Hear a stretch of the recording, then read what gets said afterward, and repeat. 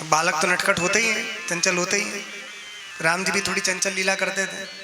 कभी कभी कहने लगते थे कि मुझे वो चाहिए। आकाश में देखा था कि मुझे वो चाहिए। वो क्या है?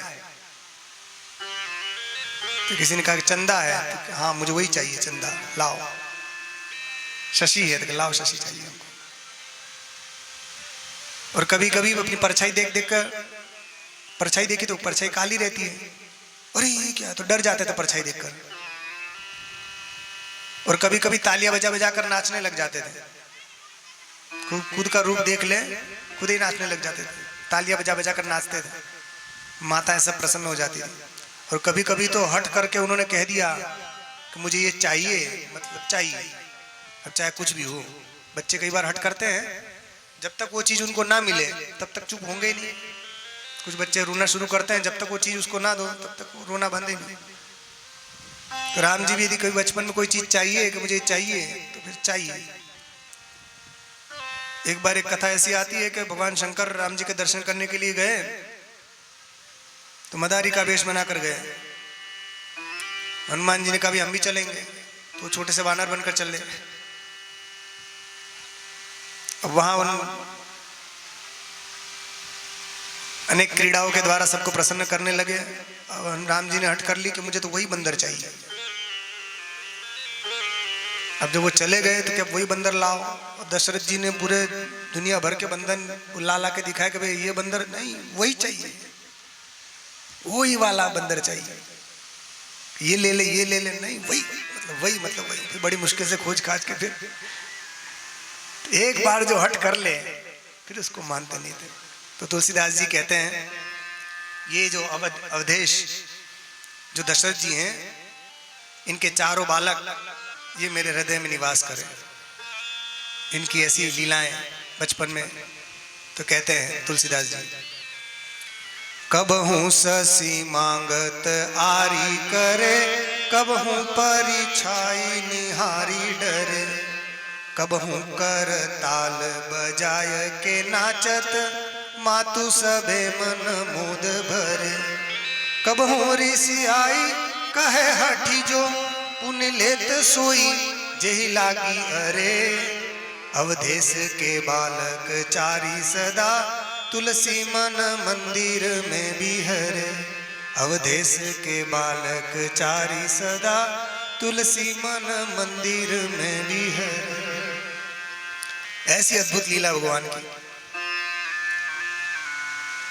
एक बार क्या हुआ, पालने में कौशल्या अम्बा ने राम जी को सुला दिया और स्वयं भोजनशाला में भोजन बनाने लगी। भगवान को भोग लगाना था, भोजन बनाने लगी। अब जैसे ही वहां देखे चौका में गई तो वहां राम लला पहले से बैठे हुए दिखे। अरे फिर यहाँ के भागती भागती आई, देखा तो पालने में सो रहे हैं। वहां जाके तो चौका में वहां भी देख रहे हैं, यहाँ भी दिख रहे हैं। यहाँ वहां दुई बालक देखा, मति भ्रम और की मति भ्रम मोर की आन भी सेखा। चकित हो गई कि मेरा मति का भ्रम है कि क्या है। वहां भी बालक, यहाँ भी बालक, वहां भी राम, यहाँ भी राम। बड़ी व्याकुल हो गई। तब भगवान ने क्या किया, जब कौशल्याम्बा व्याकुल हो गई तो कहते हैं, देख रावा मात ही निज अद्भुत रूप अखंड, रोम रोम प्रति लागे कोटि कोटि ब्रह्मांड। तब उन्होंने अपनी माँ को विश्व रूप का दर्शन करवाया, पूरा ब्रह्मांड का दर्शन अपने स्वरूप में करवा दिया भगवान ने। सूर्य चंद्र नक्षत्र समुद्र नदियां पर्वत सारी पृथ्वी सारे ब्रह्मांड का दर्शन उन्होंने अपने श्री विग्रह में करा दिया। जैसे कौशल्याम्बा ने देखा, अरे ये क्या है। सो देखा जो सुना न काऊ, ऐसी ऐसी चीज देखी जो कभी सुनी भी नहीं थी। इतना ही नहीं, माया को भी देखा। देखी माया सब विधि गाड़ी, और वो माया भगवान के सामने हाथ जोड़कर खड़ी थी डर के मारे। और माया के साथ साथ जीव को देखा कि देखा जीव नचावई जाही, देखी भक्ति जो छोरई ताही। जीव को देखा, भक्ति को देखा। किसी भक्ति के कारण ये जीव माया के चंगुल से छूट जाता है। बड़ा अद्भुत रूप जब माता ने देखा, बड़ी व्याकुल हो गई कि मैं क्या देख लिया, क्या देख लिया, आहा ये तो परमात्मा है, मैंने इनको अपना पुत्र मान लिया। जगत पिता में सुत करी जाना, ये जगत के पिता है, मैंने इनको पुत्र मान लिया। और हाथ जोड़ने लगी, पैर पड़ने लगी, हे प्रभु मुझे क्षमा कीजिए, मैंने आपको पुत्र मान लिया, आप तो सारे जगत के पिता हैं। तब भगवान ने क्या किया, भगवान ने अपने चतुर्भुज रूप का दर्शन दिया और कहा, मैया ये रूप मैंने आपको क्यों दिखाया है, ये इसलिए दिखाया है क्योंकि आपने ज्ञान मांगा था।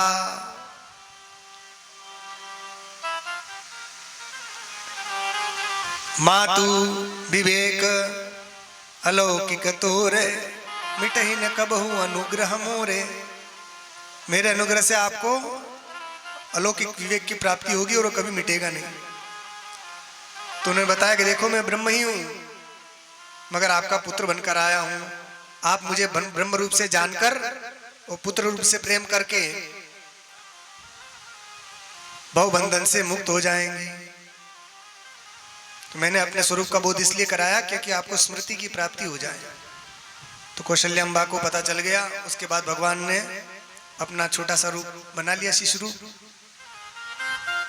सुनी बचन सुजाना रोदन ठाना, होई बालक सुर भूपा।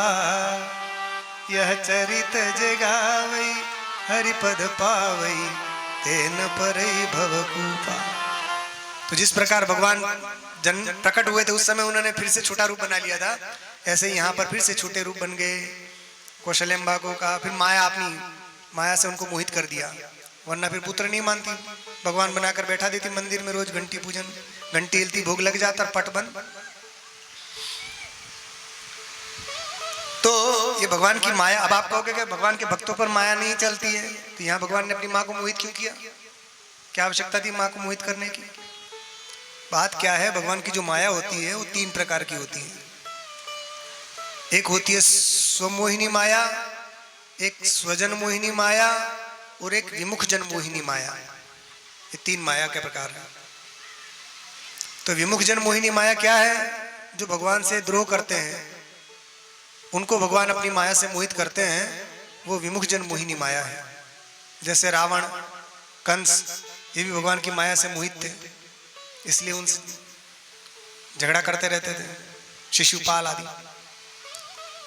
तो वो माया। और दूसरी माया होती है भगवान की स्वजन मोहिनी माया, जो उनके भक्त हैं स्वजन, उनको मोहित करने वाली माया होती है। तो ये माया में अंतर ये होता है कि बंधनकारी नहीं होती, इससे बंधन में नहीं आता है प्राणी। भगवान बस लीला करने के लिए जिसको थोड़ी थोड़ी देर के लिए मोहित करते हैं उतनी देर के लिए मोहित होता है, बाकी फिर अपने स्वरूप में फिर मुक्त का मुक्त रहता है। तो जो उनके पार्षद हैं या उनके अनुचर हैं या गोलोक से या साकेत से या वैकुंठ से जो लोग आते हैं भगवान के साथ लीला में सम्मिलित होने के लिए, उनको भगवान स्वमोहिनी माया से मोहित कर देते हैं। और तीसरी माया है स्वमोहिनी माया, खुद को मोहित करने वाली माया। भगवान स्वयं भी मोहित हो जाते हैं उस माया के द्वारा। यदि भगवान स्वयं मोहित ना हो तो फिर लीला ही कहां से होगी। अब सीता सीता करके क्यों रोते फिर राम जी, हे सीते हे सीते। उनको तो पता ही है कि सीता मुझसे कभी अलग होती नहीं, फिर भी रो रहे हैं। कबहु जोग वियोग न जाके, देखा प्रकट विरह दुख ताके। सीताराम कभी अलग होते ही नहीं, मगर वो अलग हो गए, रो रहे सीते सीते, झाड़ों से चिपक रहे हैं, कहाँ चिपक रहे हैं। क्या बात है, स्वमोहिनी माया के कारण ये भगवान कर रहे हैं, खुद भी मोहित हो जाते हैं जानबूझकर। तब तो लीला होगी, उन्हें लीला कैसे होगी। वो स्वमोहिनी माया वो कौन है, वो सीता जी हैं। सीता जी, सब मायाओं की माया सीता जी है। माया सब से माया माही, जितनी माया है सब सीता। तो अब देखिए खुद ही मोहित हो जाते हैं। नाचे निज प्रतिबिंब निहारी, भगवान राम अपना ही प्रतिबिंब देखकर नाचने लग जाते थे कि इतना सुंदर रूप, रूप राशि नृप अजीर बिहारी, रूप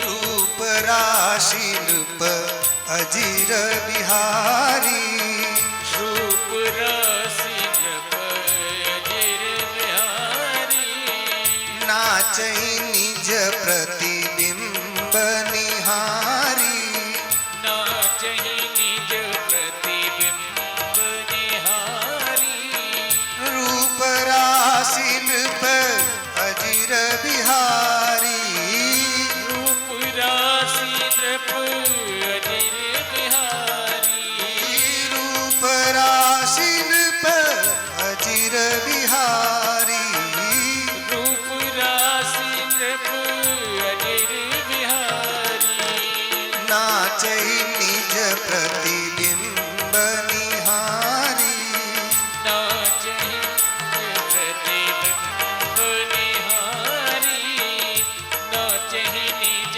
प्रतिबिंब निहारी।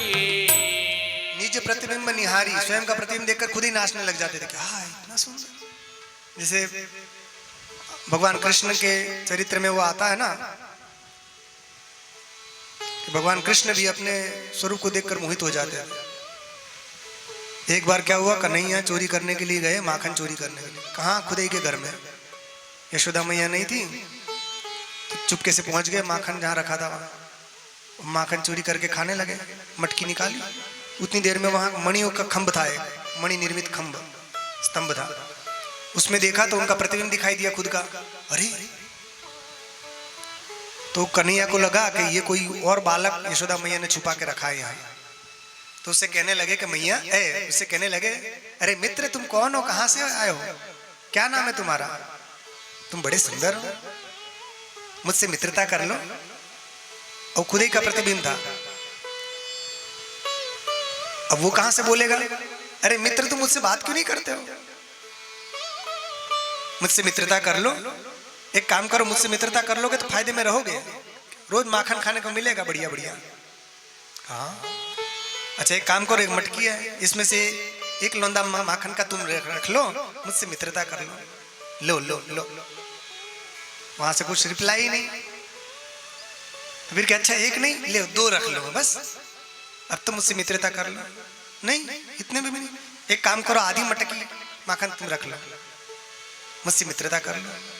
फिर भी कोई रिप्लाई नहीं हुआ। एक काम करो, पूरा पूरा रख लो मगर मुझसे मित्रता कर लो। अब अभी तक कोई बात नहीं। और यशोदा मैया आ गई, तब तक उनको लगा कि आवाज कहां से आ रही है, कन्हैया किसके साथ बात कर रहा है। तो जाकर धीरे से खोल के दरवाजा देखा तो अरे कन्हैया खंबे के साथ बात कर रहा था। तो कहने लगी पीछे से आई, तो क्यों रे कन्हैया, किससे बात कर रहा है। तो कन्हैया बोला, मैया तुमने इस कमरे के अंदर जो खंबा है इसके अंदर तुमने बहुत सुंदर सुंदर एक सांवला सा सलोना एक बालक तुमने छिपा के रखा है ना, मैं उससे बात कर रहा हूँ।